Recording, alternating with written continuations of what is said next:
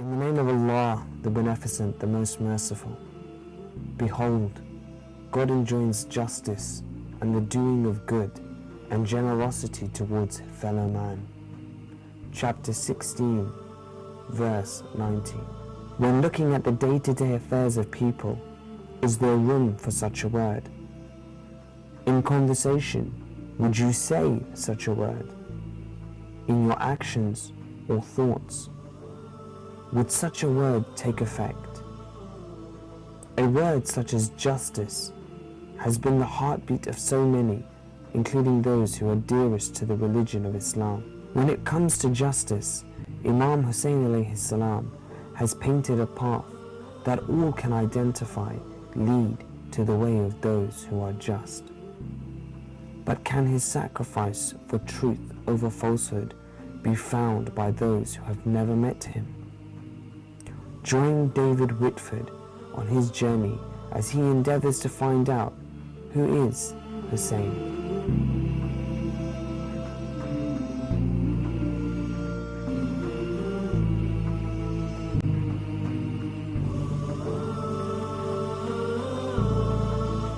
David is a 48-year-old actor who has been assigned the task of finding out who Imam Hussain alayhi salam is. Prior to this point, he has never inquired about the Muslim world and has agreed to embark on this journey. He will first meet Shia, a well-known Christian scholar who is well versed in Islamic history and theology. Prophet Muhammad was born around the year 570, and then when he was 25, so about 595, he marries his first wife Khadija. Now together they have a daughter, she's Fatima. When she grows to womanhood, she then marries the cousin of Muhammad, and he's Ali. So Fatima and Ali together have two sons, Hassan and Hussein. So Hussein is the grandson of Muhammad and the younger of the two sons of Fatima and Ali. Now, what makes them important is that we have a story recounted in the Quran that one day Muhammad goes into a room on his own, lies on the floor and pulls a cover or a blanket over him, and then successively he calls in these four other people, Fatima, Ali, Hassan and Hussein, and the four of them go under the blanket with Muhammad. Now we're told they are purified by God, so they are rendered the purest of all creation. So this becomes the holy family of Islam. Now for the Shia, this is a very important moment because it shows that God has chosen that leadership of the worldwide Muslim community should come from this family and from this family alone. So this becomes the holy family of which all leaders of the community must be born. So after Muhammad's death, according to the Shia, the first person who should succeed him is Ali. And then Ali infallibly says that he should be succeeded by Hassan, and Hassan by Hussein. So you get the picture. So for the Shia, he is the third successor of Muhammad, the third of the Imams, as they called them.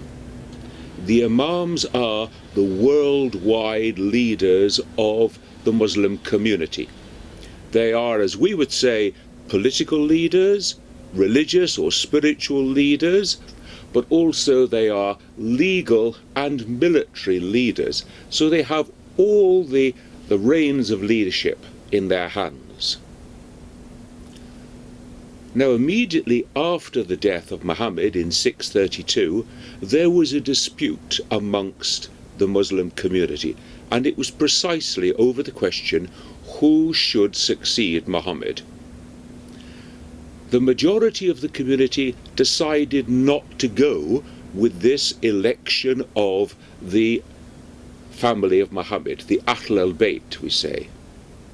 In other words, as far as the Shia are concerned, they were deliberately breaking the divine command that it should be Ali who should succeed. Now you can see we'll already have a tension that's growing here. This majority group who moved away, these are called the Sunni. The minority who stood firm beside Ali are called the Shia. And so right up to today, we are aware of two groups of Muslims, the Sunnis and the Shia. And now we know their historical background. So after the death of Imam Ali, he was succeeded by his son Hassan. Now, there was a tension within the Muslim community because people didn't want this setting up of a leadership within a family. And so they said, we'll have anything else apart from that. Now, what happened is that a particular family amongst the Sunnis took leadership. And everybody agrees that this family became corrupt leaders. Hussein didn't want to accept the leadership of this corrupt family. And so he tried to pull away, to withdraw from the conflict, to withdraw from living under their rule. And so he went to the holy city of Mecca. Now, he knew that he was going to be asked to swear allegiance to this ruling family, and he wasn't prepared to accept that. And so rather than give in to tyranny, to injustice, he first withdrew to Mecca, and then he set off on a journey to cross into modern-day Iraq, to a place called Kufa. This is the story of the beginning of the time of Imam Hussain, and we've now reached the year 680, 50 years after the death of Muhammad. Chris, as far as Imam Hussein's concerned, what is his relevance, to religion in general? We can say that all religion is about what do you hold to be most important? What are the ultimately important things in life? What's the ultimately important thing in your own life? So one of the things that Islam would say is that truth and justice are centrally important in the lives of human beings. Human beings have a particular tendency towards justice. We seek to act justly, we seek to follow the truth, to seek it out and to go with it. Now, how far are you prepared to go in searching for truth and justice? Hussein was prepared to go all the way. Hussein was prepared to go even to the point of death in a horrible way in order to defend the principles of truth and justice.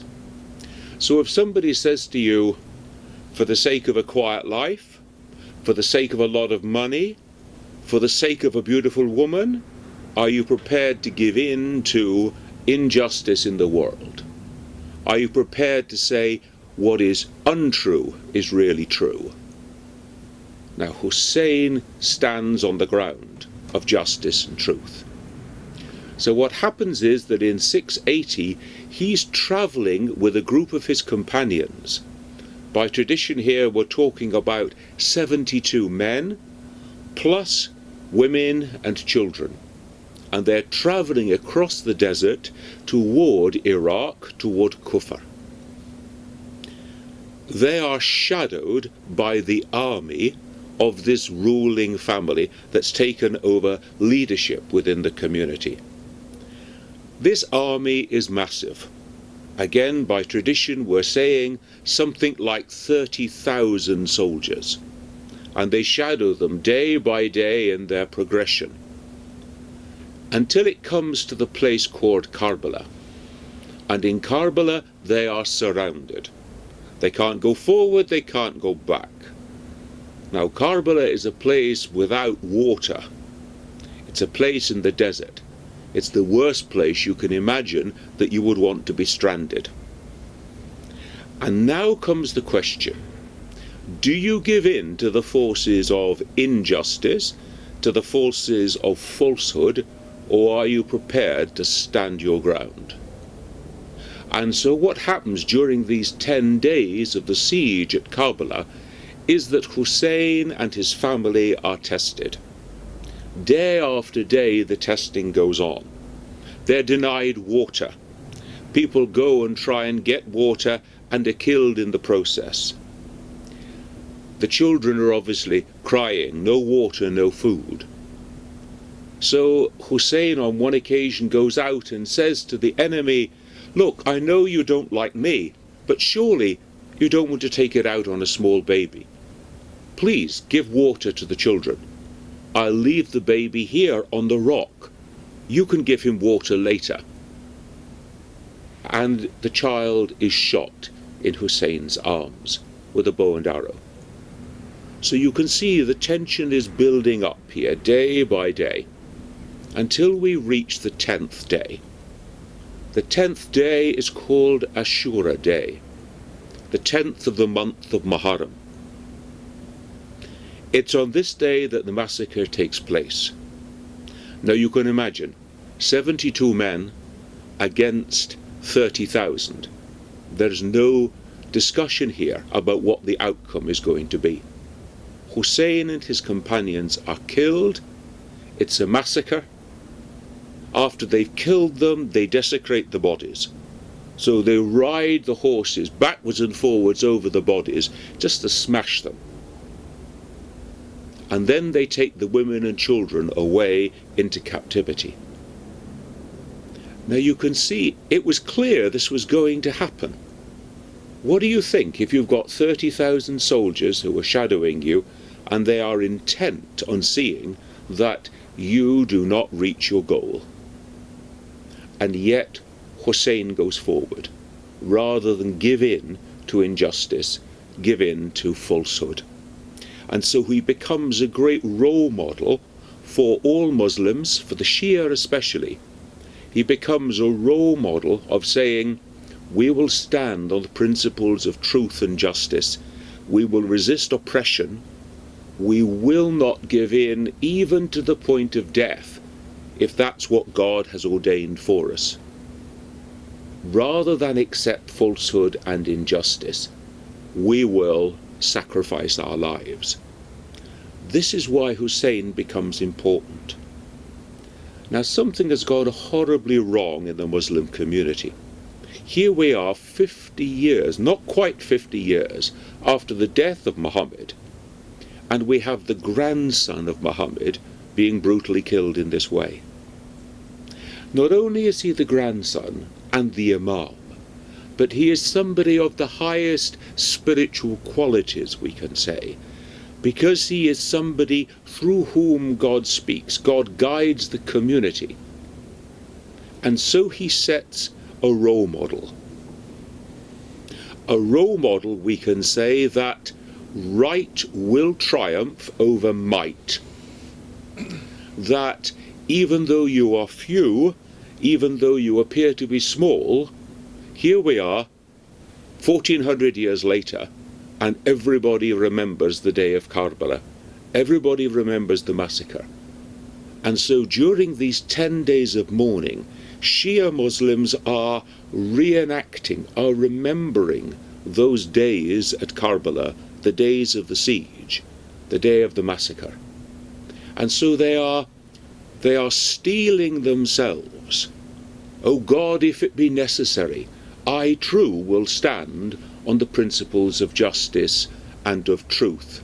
I will stand against oppression and falsehood. Now this is a challenge for all human beings, whether we're religious or not, whether we're Christians or Muslims or anything else. Where do we stand on the question of truth and justice? How important is it to us, and to what lengths are we prepared to go to defend these principles? I mean, as far as Hussein goes, I mean, what exactly, can we learn from him?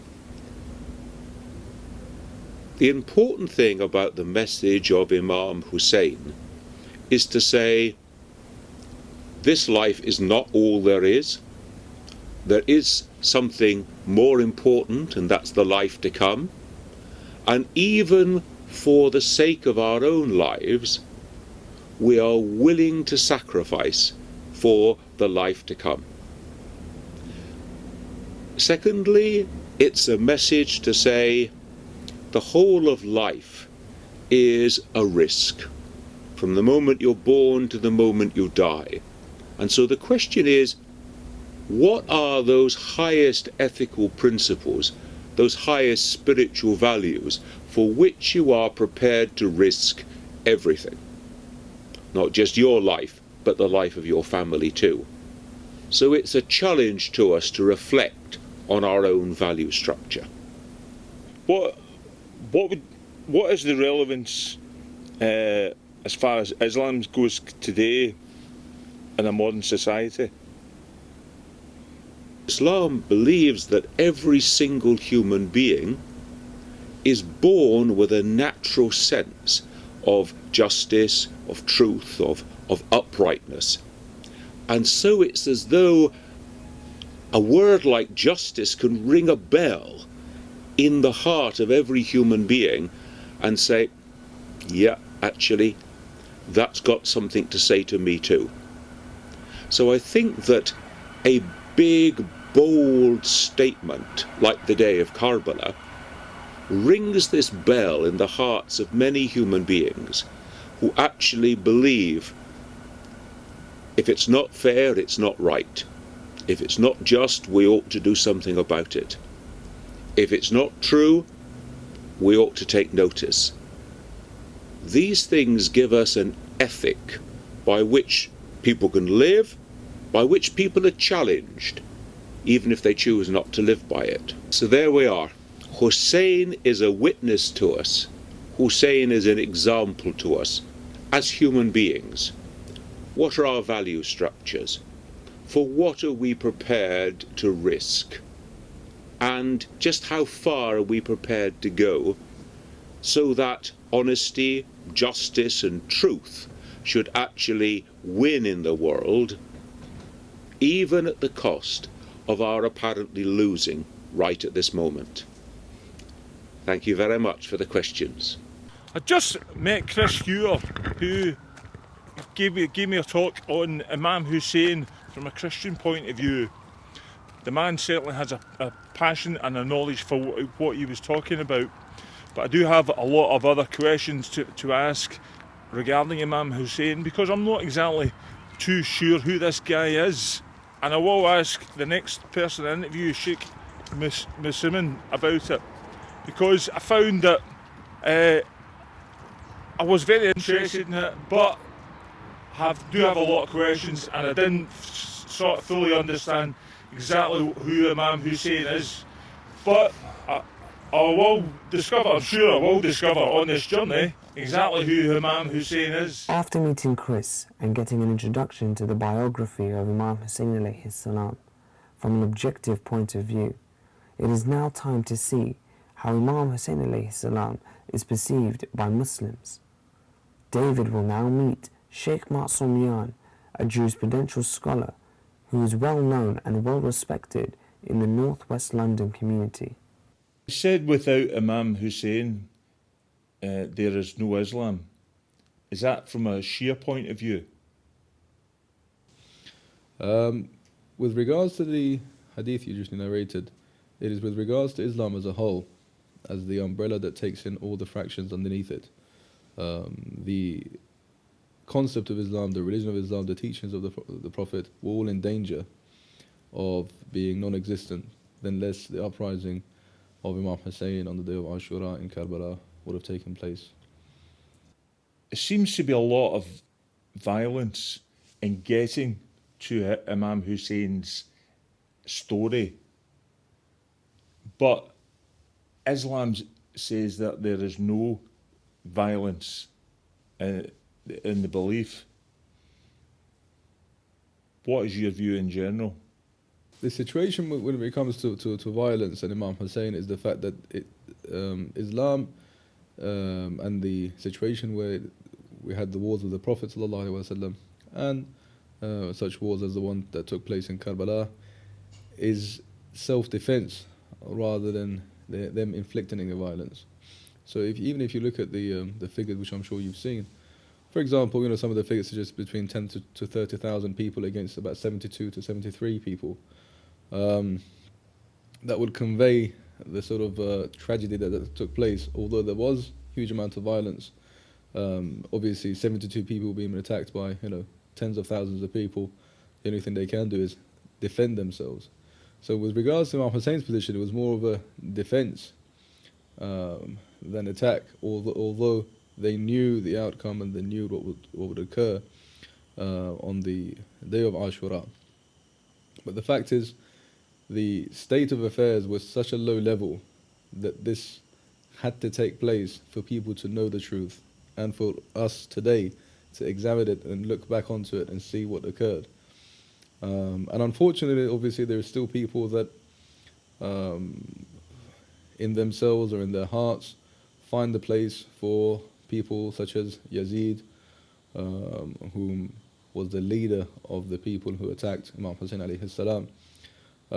However, if anyone takes a fair view of history, regardless of any different fractions that may exist or different ideologies that may exist or different schools of thoughts that may exist, if they just take a point of view from the outside of looking at history without taking sides, they can see that it was a tragedy that was forced upon them by people that had no respect for humanity as a whole, regardless of children, women, the elderly.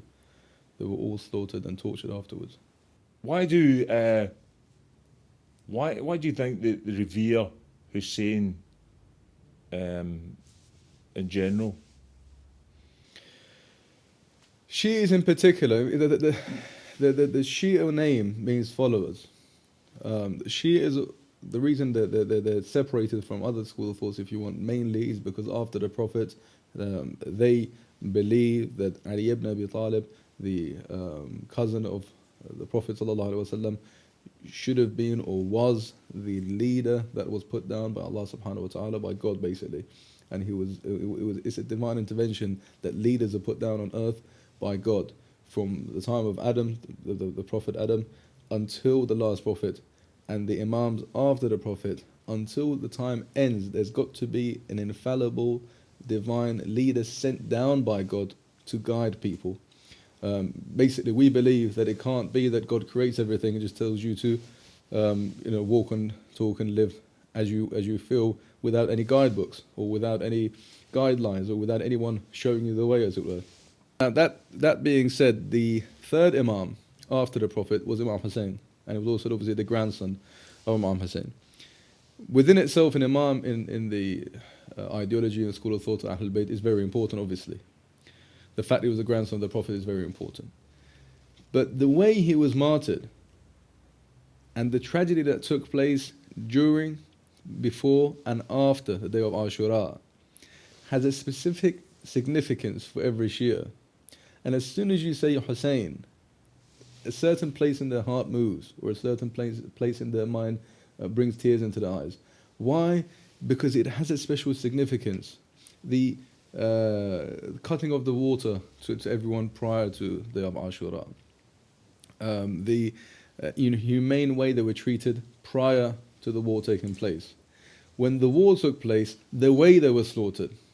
It wasn't just a normal war. I mean, I appreciate you've read or seen some of the facts that go with Ashura. Yeah. And then afterwards as well.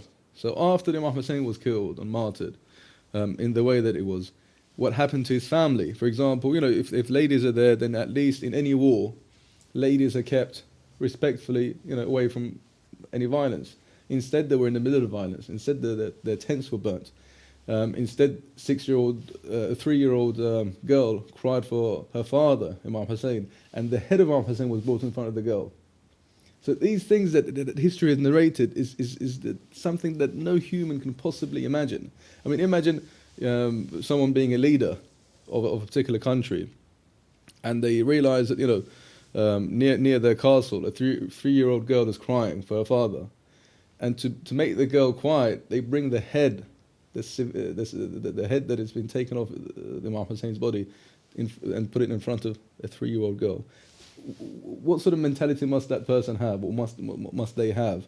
And that for itself is like daylight, proves, what sort of people these were, regardless of what faith you are, regardless of what religion you have. Just plain facts of history. Thinking about that, I mean, it's 72 against thousands, good 72 against 100,000. Is that suicide? What is the definition of suicide? See, when someone takes their life away, if you speak to any psychiatrist or psychologist, they will tell you that it's a selfish act, i.e. you don't care about others around you. You want to take yourself out of the situation, the hardship that you're in. So by killing yourself, you extract yourself from the hardship that exists around you at that particular time. That's suicide, basically. You kill yourself because of selfish means. However, if you look at what occurred in the day of Ashura, i.e. Imam Hussain knew that he was going to be martyred. There was no doubt about that at all. Imam Hussain knew what was going to happen. Yet he went forward. The reason being is what we're here now.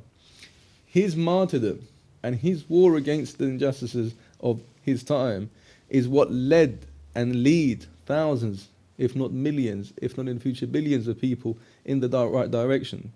So his martyrdom was the price that was paid to save Islam, was to save the correct way to survive in this world and have a beautiful afterlife afterwards. And that price was paid by Imam Hussain, and therefore that's why we believe Allah subhanahu wa ta'ala, God, has put such significance with regards to Imam Hussain. Those people that do ziyarah of Imam Hussain, if they take one step towards him, it's like 100 people. It's like 100 times doing Hajj with the Prophet, and it's accepted. If you have shed one tear from Imam Hussain, your sins are forgiven. Why such significance on Imam Hussain and no one else? Because Imam Hussain gave everything he had. There was nothing else that Imam Hussain could do that he didn't do. There was nothing else he could give that he didn't give. Therefore, he has such a high place, and therefore the light is being lit for us now. That's why not just yourself, but many journalists or many historians, when they get to Imam Hussain, they do research. Why? Because it's a fascinating field. It's something that needs to be discovered by humanity. It's something that brings a question mark with regards to those that were there at the time. Who was this man? Who was his family? Who could do this? The specifics of what occurred can guide many. The specifics of what occurred can guide very many people, and have done so in the past. Is Imam Hussain the ultimate leader of all time? In some ways, yes. In some ways, if you look at his characteristics and the way that he conducted those few days and leading to his martyrdom, there is nothing similar to it. Having said that, in our view, obviously, all the Imams are infallibles and they're respectable, and obviously we have the 12th Imam who's among us, who is again the great grandchild of the Prophet, peace be upon him. Yet, yes, there is a special point about Imam Hussain where it doesn't exist elsewhere. What does Imam Hussain mean to you personally? To me personally, well, it's probably something that can't be really answered in the matter of minutes. But to me, he conveys to the entire world, or conveys to anyone that wants to understand the truth, how someone with the least amount of means, someone that is subdued in injustice, someone that is captured and has no means of escape, someone who's in a place in their lives or in a place that they're physically living where they can't express themselves in any ways, and all the injustices are happening around them, yet he makes an uprising, yet he rises against all those injustices, yet he puts everything on the line that he could possibly have. I mean, for us, it's very simple to say that, yes, for a just cause, we'll be there. But how will you be there? Possibly by financing it, possibly by taking part in a march. When it comes to your own life and shedding your own blood, not many people can take that step and saying, yes, actually, you know what, I'll make a stand, even if I die. Even if they can make that step to saying, okay, it's for Allah subhanahu wa ta'ala, it's for God, and I'm going to a greater cause, and I'm going to guide so many people behind me, so I'll give my life. How many people would then do the same with regards to their children, with regards to their sisters, with regards to their wife? Putting their lives on the line as well, knowing that what would happen to them. Don't forget, Imam Hussain knew what was going to happen to them. The fact that they're going to be tortured, the fact that they're going to be taken prisoners. Not many people, in fact, I don't know of any, that would take such steps in order to save humanity. You said it's millions go to the shrine. Why do they go there? For what reason? Visiting the shrine of Imam Hussain alayhi salam again has a significance that no other shrine has. No other shrine at the moment has the significance that the shrine of Imam Hussain alayhi salam carries. Hopefully, if one day you can take a week off work and you can visit and you can see for yourself the miracles. If these guys or whoever can capture it on film, possibly, because a lot of people, millions of people, literally walk. Because there's a special significance about walking to Karbala, walking to the shrine. And you see the amount of miracles that take place before they even get to the shrine, let alone when they get to the shrine. The miracle of Imam Hussain is not something that's dead or something that's gone away. But in fact, it's expanding day by day. Anyone that takes a step towards Imam Hussain takes steps towards them. Many of the blind have been cured. Many of the people that can't walk can walk. You see people that went on wheelchairs, they came back walking. You see people that went in blind, they came back seeing. That center, if anyone truly believes, they will see so many miracles. Again, not only for the sick, or not only for those that need it, but anyone that needs to be guided, anyone that needs spirituality, anyone that wants to cleanse their soul.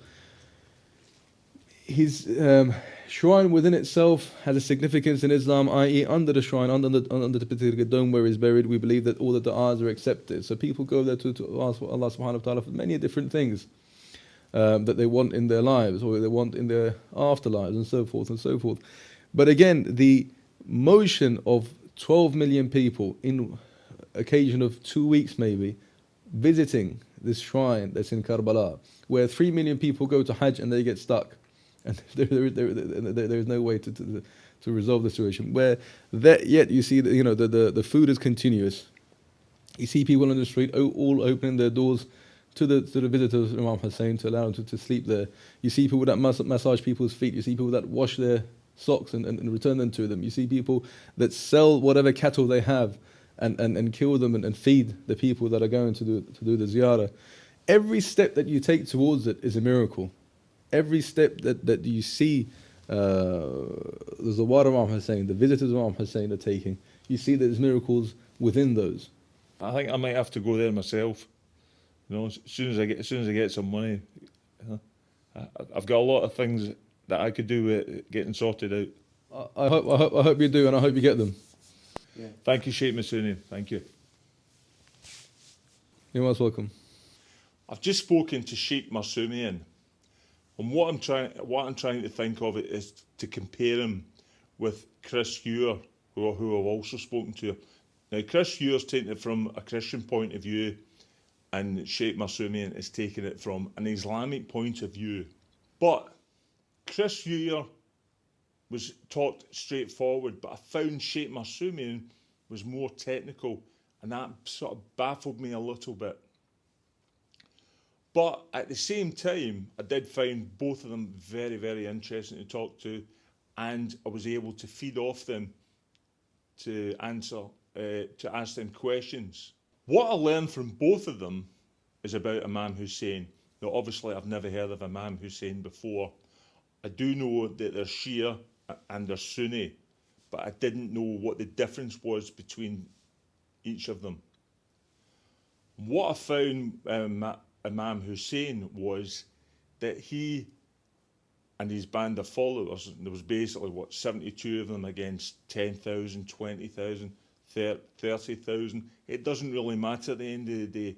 This man believed in truth and justice, and that's what he strived for.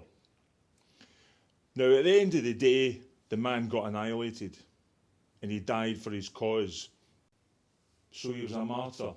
If they were going to turn this into a Hollywood movie, it would be absolutely a fantastic story. And as an actor, well, I mean, I would love to play the part of Imam Hussain. Some people might say it's futile. I wouldn't say it's futile. I would say the man went for it, and he believed in himself. Now, this man also has a shrine in Iraq, and millions of people go there every year to pay homage to this person. So at the end of the day, you've got to realise that this man is revered by Shias. I personally admire this guy because I believe in truth and justice myself. I'm not a Christian. I wouldn't even say that I believe in God. I would say that I'm agnostic. I don't know what if Muslims know what that means. What I believe in myself is that I believe that there's a force greater than us. But to call that God, I don't believe in that.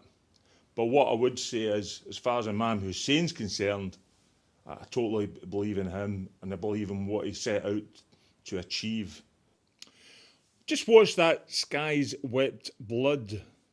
What I found about it was, although it was very informative and it told you about the story of Imam Hussain and the journey leading up to that, which took quite a while to begin with.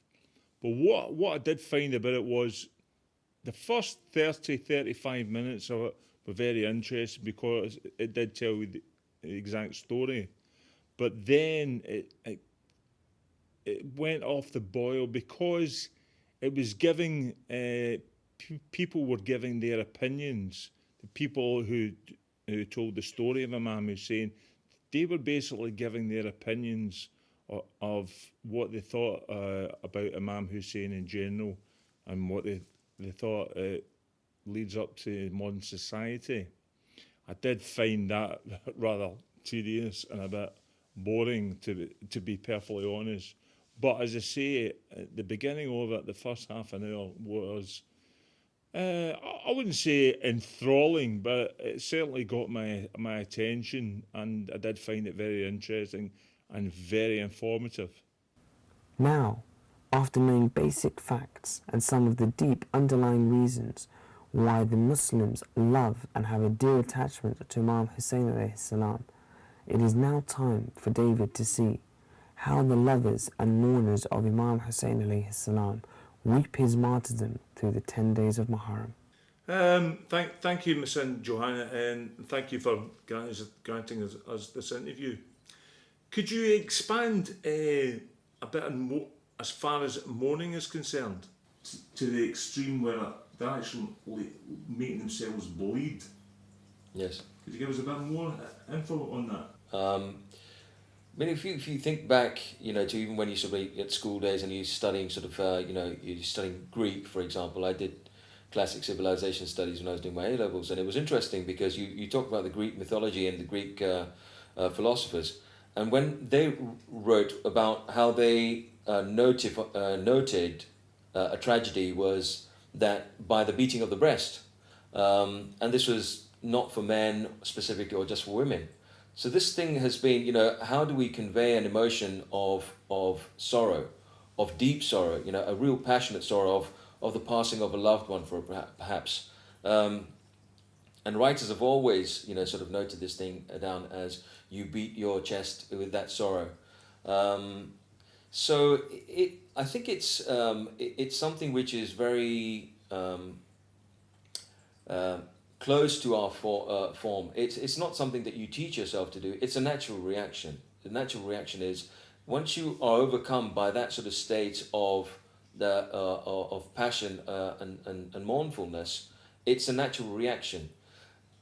it's odd these days is because society in general has become a lot more sanitized in our reaction to things. We've become a lot more objective, a lot more distant, a lot more sort of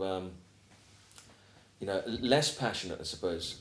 And it's not about religion. I'm talking about all relationships. You don't see. It's not common to see that sort of extent of wailing and crying on the passing of a loved one. So it just feels like an alien concept now. But it's something which is it's almost in our original DNA from God when we were created to commemorate a sorrowful occasion with a beating of the chest. It's just something that's manifested itself in that form. But why? I mean, why draw blood in the first case? That's a different thing. There's different things within the commemorative process, and that's a geographical thing you get. For example, the areas where obviously this thing has been developed. You got the Arab countries, you got the subcontinent, for example, India and Pakistan. And within the Arab countries as well, you've got differences between Iran, where the Lebanese and the Iraqis and other Arabs may commemorate things, and how things are done in Pakistan. And there's lots of different things. I think what you've got to do is to understand that you've got the basic thing which everyone does, which is the beating of the chest. In Iran, what they would do is they would use a handle with chains. The Lebanese, for example, and Iraqis, what they would do is they use a small knife or a sword to actually mark, draw blood from the head. And that is the oldest tradition that there is. And the significance of that is beyond mourning. It's beyond the whole process of just mourning. That is actually commemorating the fact that when Imam Hussain, when he was martyred, he had so many wounds on his body. There wasn't any space on his body to actually take any more wounds. Arrows, spears, sword attacks, everything. And the fact that, he was struck on the head with the sword, the fact that he was decapitated as well. We are replicating that when people are drawing blood, not from the chest, but in the form of taking the knife to the head or to the back, etc. Then you're commemorating. You're not mourning. You're mourning as well at the same time, but you are commemorating the fact that on that day you took so many blows.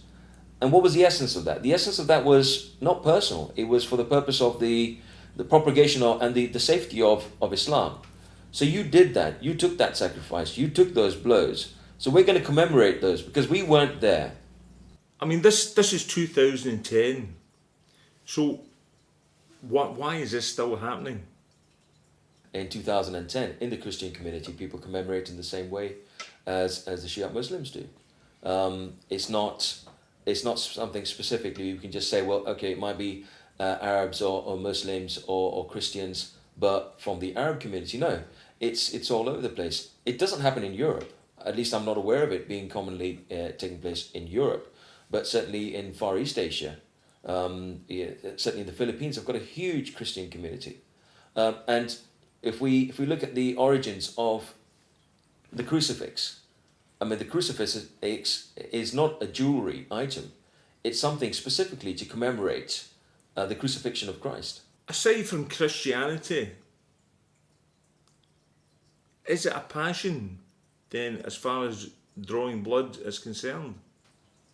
In a word, yes. But I think that there's a very simple reason for that.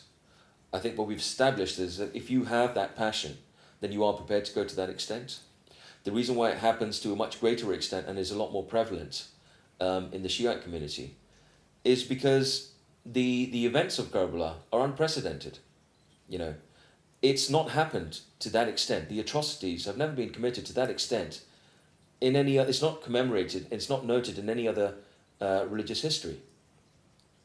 And that's the reason why I think we do this more so than anywhere else, because I suppose there is no reason for the others to do that. Missing Johan, it's been very interesting. Thank you. When I first got involved in this, I didn't know exactly what to expect. I first went to meet Chris Heuer, who is a Christian scholar who he knows about Imam Hussain. I asked him a lot of questions about what he told me, but I wasn't exactly too sure at that time who Imam Hussain is and what he had in relation to Shia Islam. I did learn a lot from him, and I found that he had a great passion for what he was talking about, and his answers were concise and to the point. After that, I went to meet Sheikh Hussein, who gave me his point of view, obviously from a Shia point of view. His answers were the same as Chris, concise and to the point, and like Chris, I found he had a great passion for what he was talking about, and that's I do enjoy listening to people who do have a passion for what they're talking about in general, whatever the subject may be. Sheikh Hussein gave me a greater insight into exactly who Imam Hussain is, and I also watched For the Sky's Wet Blood, which also gave me a bigger insight into it. I found Imam Hussain to be a person who stands for truth and justice, and he certainly stood for that all right, because he paid for it with his life and his followers as well. 72 people against 10,000, 20,000, it doesn't matter at the end of the day. They come up against a greater force than them, but he stood for what he believed in, and that's what I would like to think, that I stand for truth and justice in my own personal life. Unfortunately, the world as it is, that doesn't always happen, but I think if a person stands for that as an individual, then as long as they try to lead that path in life, then they should go okay. Then after that, I met Missing Johan, who gave me an insight into why people basically beat themselves and, to more extreme, draw blood. Now, I personally don't agree with that, but at the same time, this man also has a passion for what he believes in, and he justifies it for himself why he draws blood. He did say to me that, you know, he has got scars on his back, and he has non-Muslim friends who have seen it and question that. I would certainly question that as well, because at the end of the day, you're beating yourself, and I can't see that. I just cannot see that, and I cannot grasp that. But at the same time, that is his belief, so no, that's down to him personally. From my own point of view, no, it's not for me. To sum up what I've experienced, I would say overall it's given me an insight into Shia Islam.